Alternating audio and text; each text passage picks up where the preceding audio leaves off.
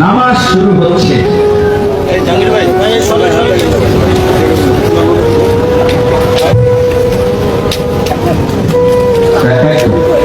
একজন সামনে আসতে পারে।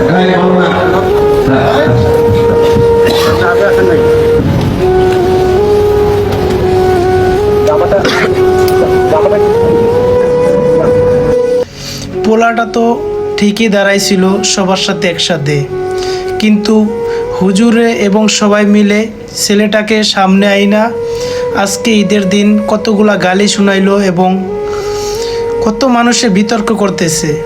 আয় হায়, বাংলাদেশের বর্তমানে পুরা ফেসবুকের ট্রেন্ডিংয়ে এই পোলাটা আছে। আর বর্তমানে এই ভিডিওটা দেখছেন আপনারা, তো সবাই ভিডিওটা একটু বেশি বেশি শেয়ার করবেন। আপনার যারা গার্তেরা বন্ধু ভাই আছে তাদেরকে শেয়ার করবেন, যারা বলছে যে ভুল হইছে, অন্যায় করছে।